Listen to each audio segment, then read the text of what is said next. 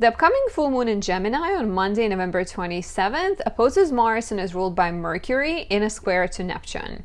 You may have to cut through the fog of confusion with a sharp blade of your intellect, or learn to take a step back and trust that some questions are meant to be left unanswered. Let's take a closer look and break this full moon for all 12 signs.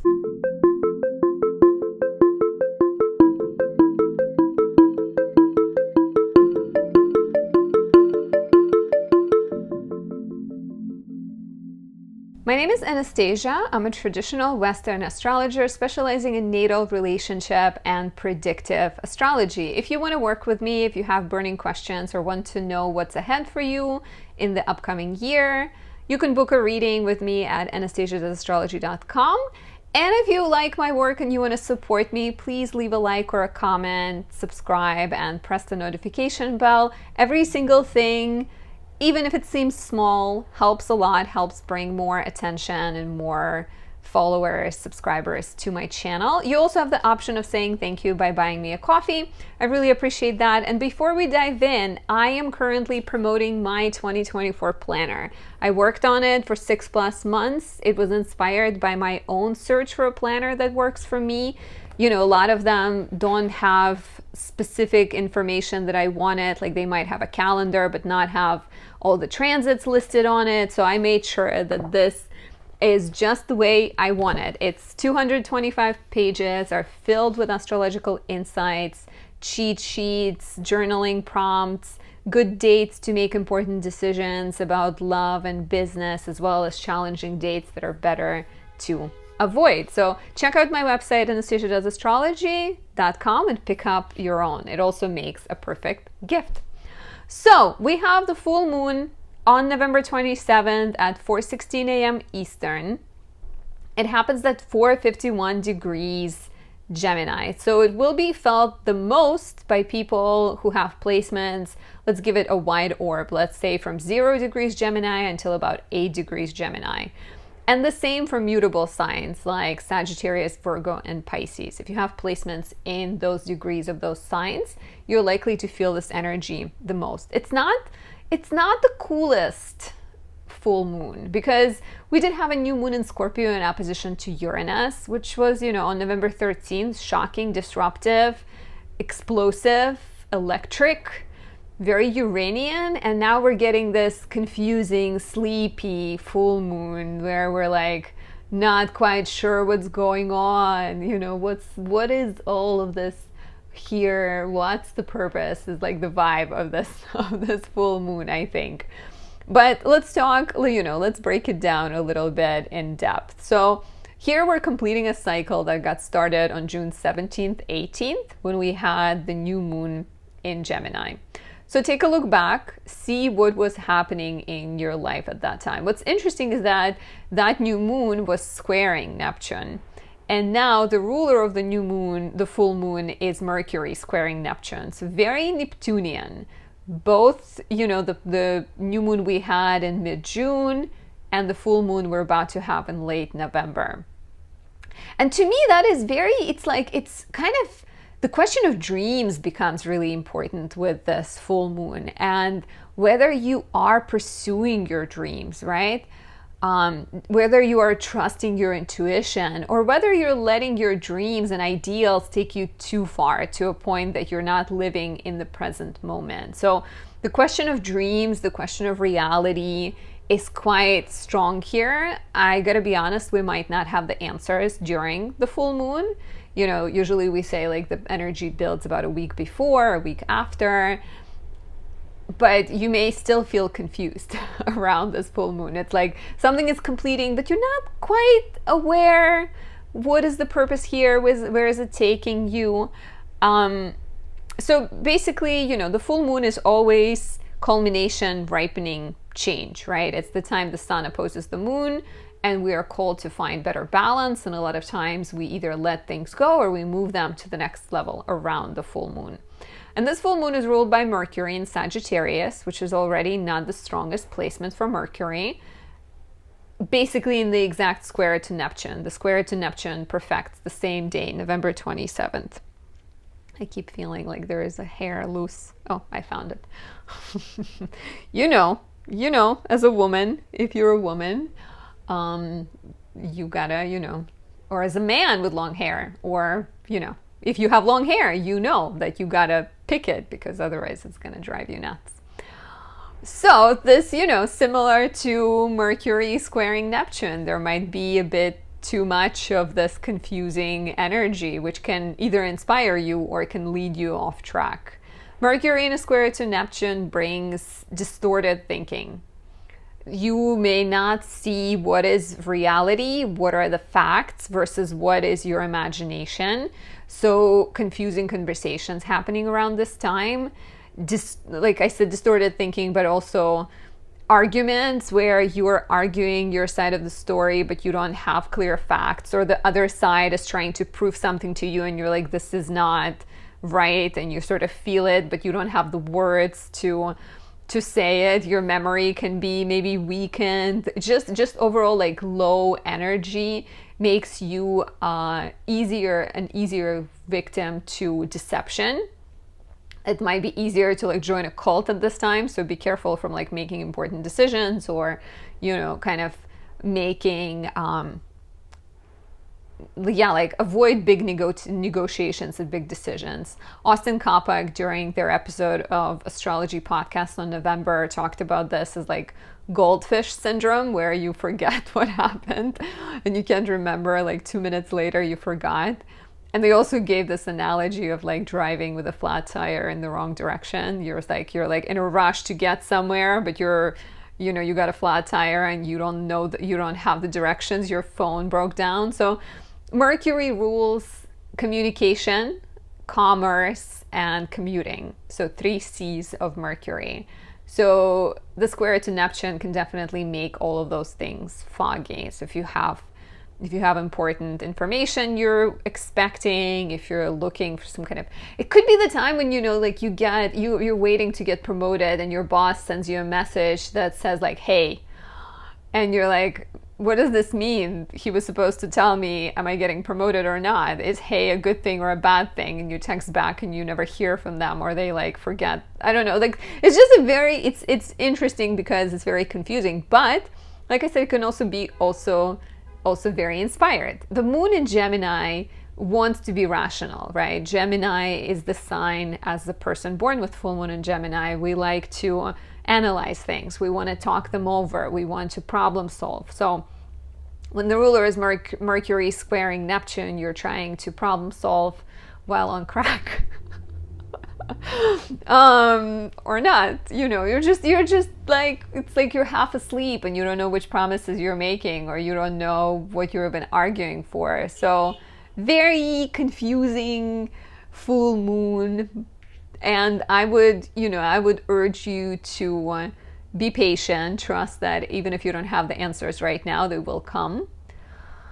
Because this full moon also opposes Mars, and Mars at the time is still squaring Saturn. So it also feels like, it definitely feels frustrating. It feels like the answers are not coming as fast as you would like them to. And the moon in Gemini, I had conversations about that with people who have this too. Is like, patience is not a strong suit of the moon in Gemini. So here you may have to practice patience with yourself and with other people. And now let's take a look at the 12 signs to see where this could be coming in the strongest for you. Where is this culmination happening? What is getting affected, right? So if you are an Aries rising, there's a full moon in your 3rd house, which suggests changes around your everyday life, completion, some kind of chapter with a sibling, completion of a writing project, or some kind of negotiation. The ruler is Mercury in the 9th house, squaring Neptune in the 12th. So we're looking at the topics of agreements, like legal agreements, publishing and writing, teaching, education. So something is completing in that sector of your life, where maybe you've been working on a writing project, or you've been dealing with a legal matter that is now coming full circle. If you've been involved in some kind of project with a sibling, this could be coming to an end. If you've been planning a trip, this could be also a good time to, like, a potential time when you are traveling and going on this trip. But the square to Neptune, the ruler being Mercury in the 9th, squaring Neptune in the 12th, feels like your desire to travel, to write, to overcome legal difficulties, to teach or to study are somehow complicated by the inner fog and confusion. So at this time, take a moment to meditate on those things. Take a look at what got started in your life in mid-June when we had a new moon in Gemini, but do not rush to make important decisions. Do not rush to submit your paperwork, and instead try to think things over. Let me know how this resonates down below.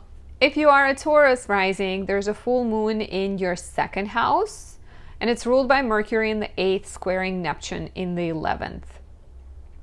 So Mercury in the 8th squaring Neptune in the 11th to me suggests some kind of uncertainty around resources and around your dreams. Maybe you don't know how to get your business started because you don't have enough money.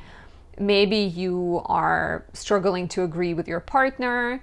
And the full moon in the 2nd brings focus to your resources, to your house of finances, and suggests a need to get more serious or let go of some kind of pay off a debt or ask for a raise, maybe transform how you handle resources so that you have more freedom to redirect it, right? Because the full moon in the 2nd definitely is like the time when you may be paying off debts, or you're making investments, or you are talking to a financial advisor, you are trying to figure out better way to navigate and allocate and deal with resources.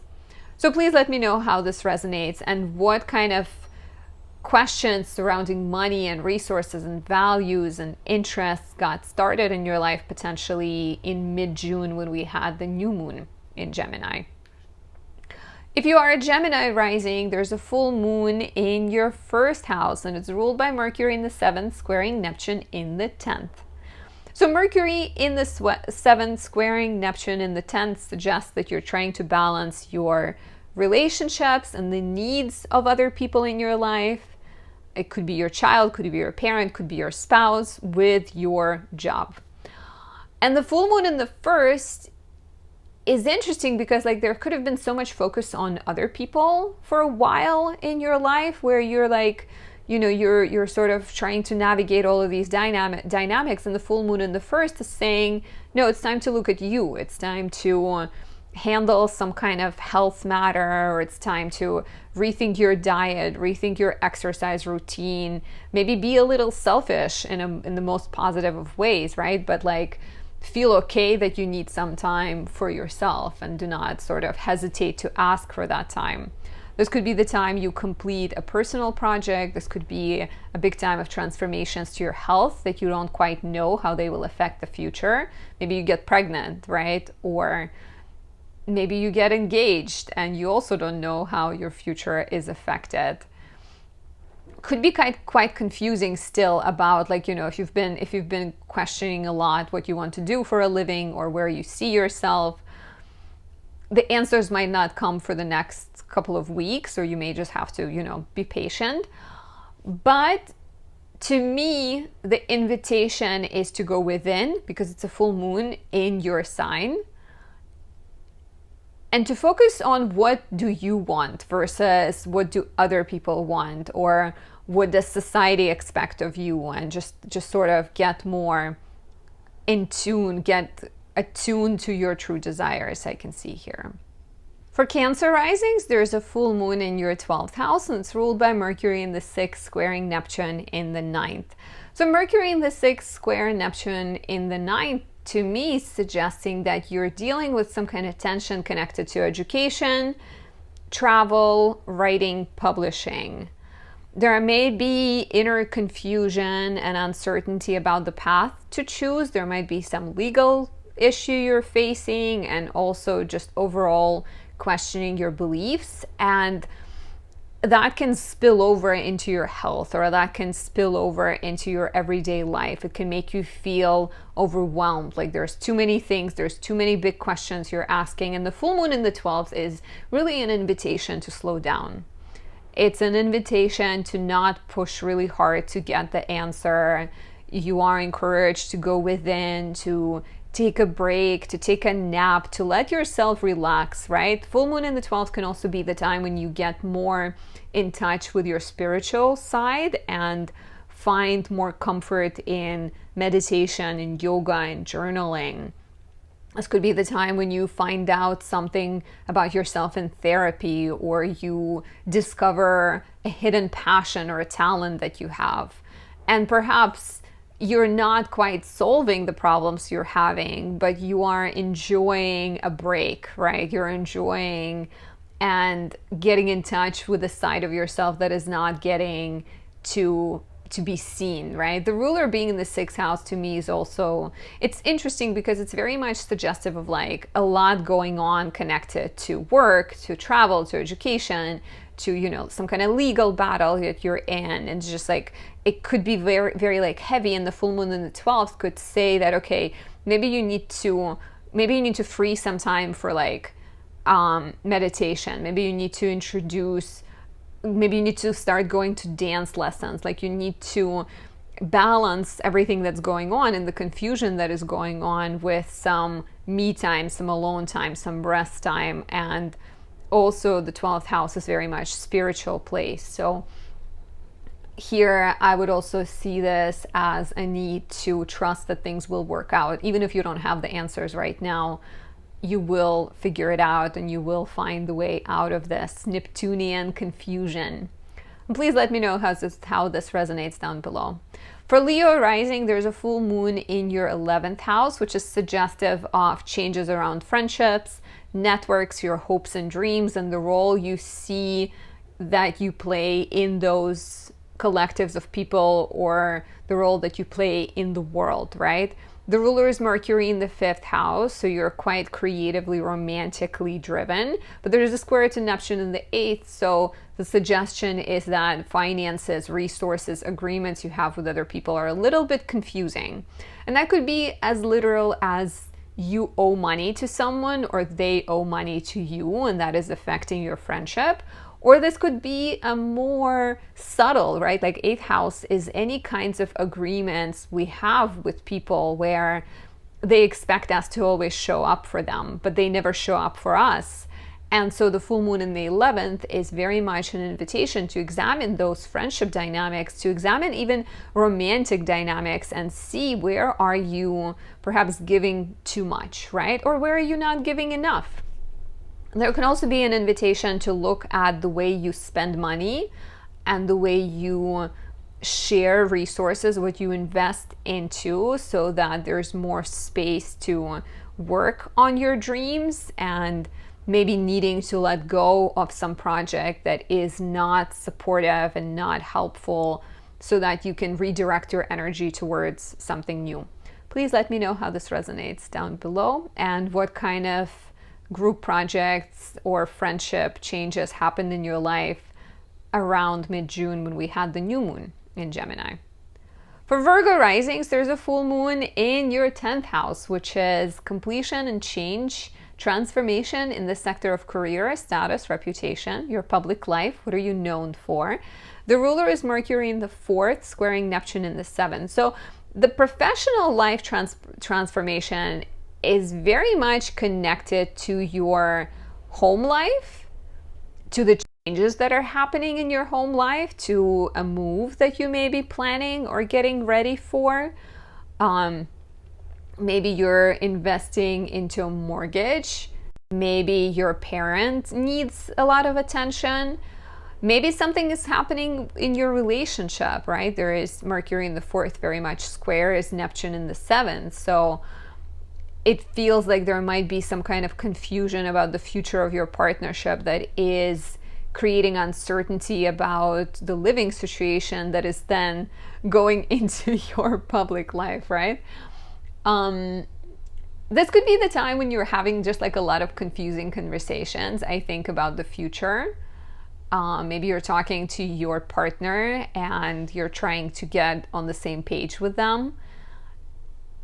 And at the end, you may end up feeling even more confused, and you may end up feeling even more unclear about the direction you're taking. But the full moon in the 10th, I think, as you're handling all of these dynamics between family pressures, real estate pressures, and relationship pressures, the suggestion, the invitation is to focus on the accomplishments you have already made and to trust that the answers will come, and perhaps work on clearing up professional space, right? Like this could also be like your partner got sick or they got fired and now or maybe they got a job, right? They got a job that takes them away from home and now you need to start working from home because you have a young child and they used to take care of the child and now it's on you.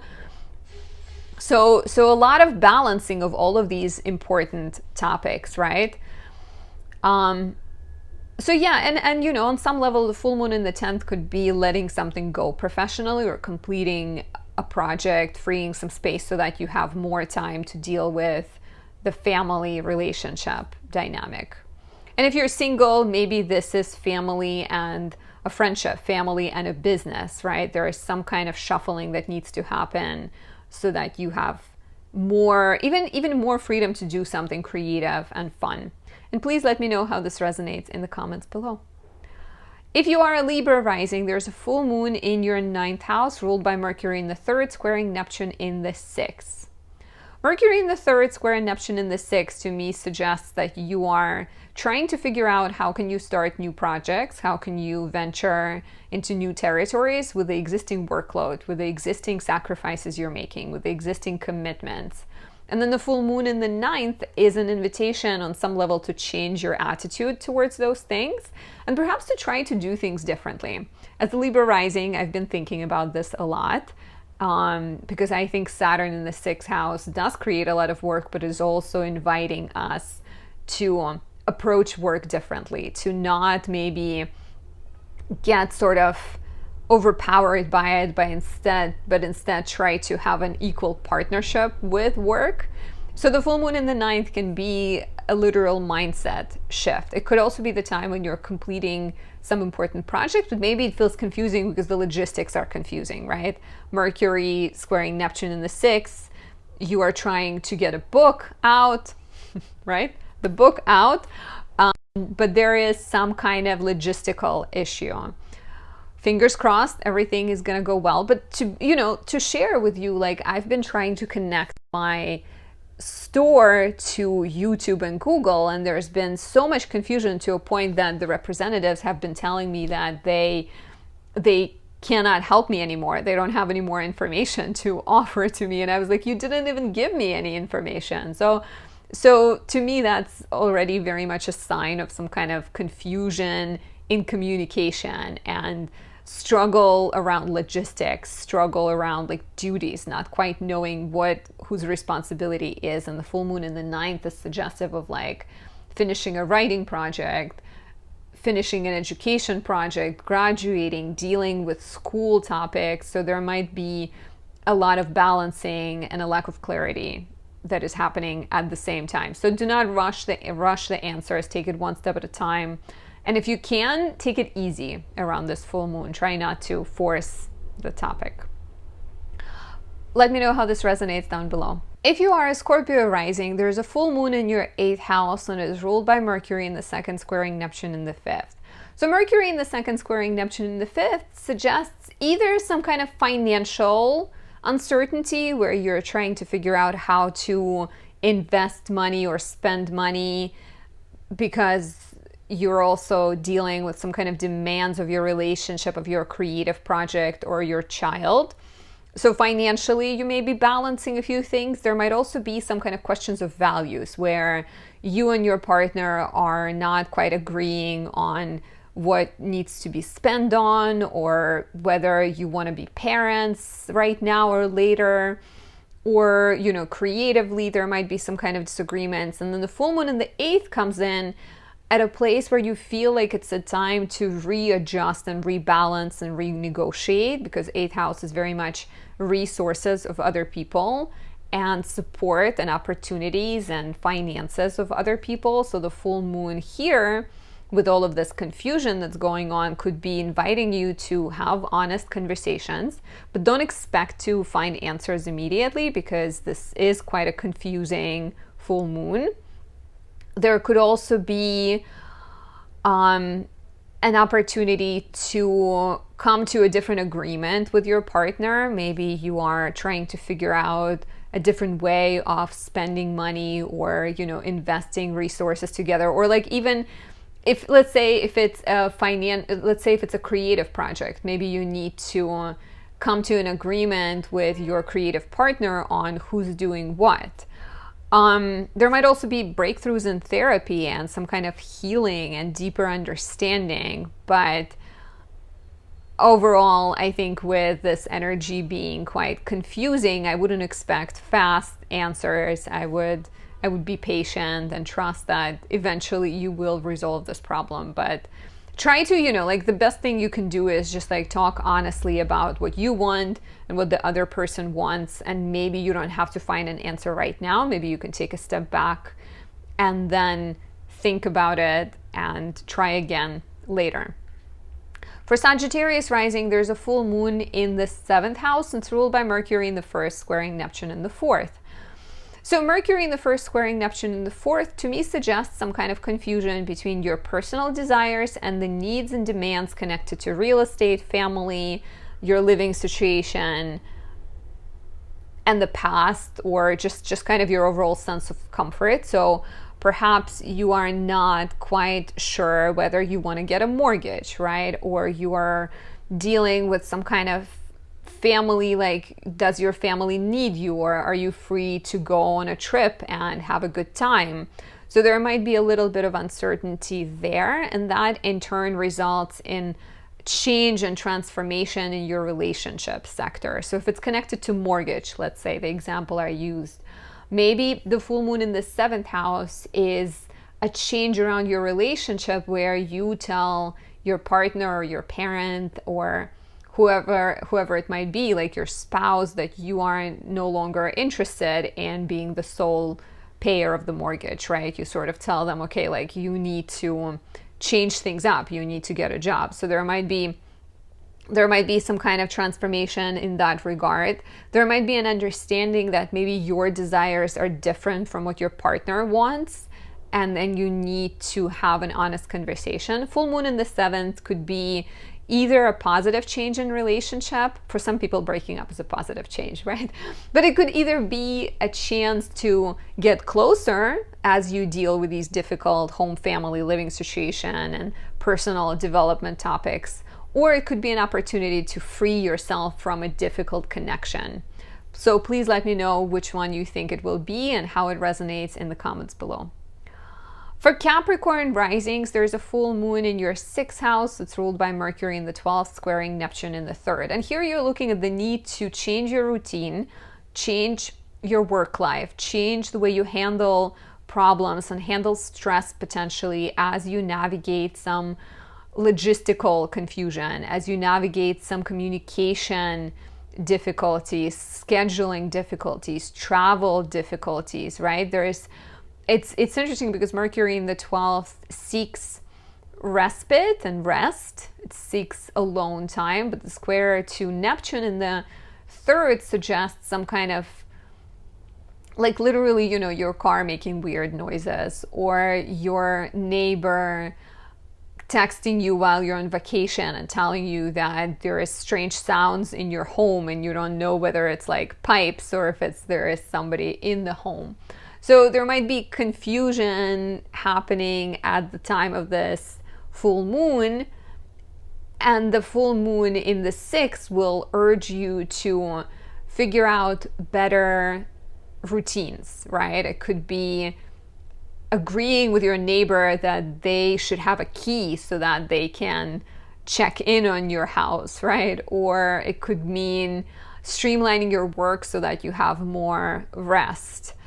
It could be about putting up better boundaries. This could be about taking better care of your health and maybe getting over the health issue. Yeah, professional change, I think, is possible here as you perhaps figure out what you truly desire, as well as the physical body health. And I think to me, this reads as like learning to prioritize things differently. If you are an Aquarius rising, there's a full moon in your 5th house. It's ruled by Mercury in the 11th, squaring Neptune in the 2nd. And here you're looking at what pleasure is and what joy is and what makes you happy, and potentially making changes to that or completing a chapter of growth in your creative development as an artist, potentially, right? Maybe you're finishing a big painting, or maybe you are presenting your work to other people. The square from Mercury in the 11th to Neptune in the 2nd is of course concerning because Mercury rules this full moon. It's in the 11th house. It wants to collaborate. It wants to negotiate. It wants to gather like-minded people and be a source of inspiration. So there might be some social projects and social initiatives that you're interested in. But the square to Neptune in the 2nd is very much an indicator of some kind of confusion, disagreement around values, around finances, resources that is affecting your projects, right? So the full moon in the 5th house could be the time when you let go of a project because you can't come to an agreement. Or it could be the time when you and your romantic partner have some important conversations about the future, where you maybe come up with different ways of handling resources. There could be changes in the lives of your children around this time happening too, perhaps because of some kind of, maybe you're sort of, if you've been financially supporting them, maybe you're getting ready to let that go, and so the life of your child is changing. But it's very interesting because it's the full moon in the 5th house, which is all about your personal pleasure, ruled by Mercury in the 11th house, which is all about the needs of community and the group. So I wonder too, how is your love life and your creative life, how is it changing based on your shifting finances? How is it changing based on your shifting friendships and dreams and pursuits, right? Because a lot of times our life ends up being mirrored in our partnerships. So perhaps you're gaining some kind of new passions and your partner or your relationship needs to adjust. But yeah, changes in love, changes to the lives of the children, completion of creative projects, figuring out new creative projects, but maybe feeling a little bit confused about the way to get there because finances and resources are currently up in the air. Please let me know how this resonates. I feel like Neptune is making the energy of this full moon confusing, even in the describing stages. For Pisces risings, there's a full moon in the 4th house, and it's ruled by Mercury in the 10th, squaring Neptune in the 1st. So full moon in the 4th is a culmination and a change in your family life, in your home life, in your sense of comfort and security. This could be both very literal, where you move out of your parents' house. It could also be more spiritual, where you learn to get more comfort within yourself. Moving is likely here, right? The ruler is Mercury in the 10th, squaring Neptune in the 1st. So you're feeling confused around this time. Neptune in the 1st is your 1st house, is you, right? So there is a sense of confusion about your professional future, or about the path you're on and the choices you're making. And perhaps some kind of home and family situation either serves as, or either offers a solution or complicates things even further, right? So maybe your professional decisions are heavily influenced by your home life or the opinions of your parents, and you're really needing to examine, I think, with Neptune in the 1st house, where are you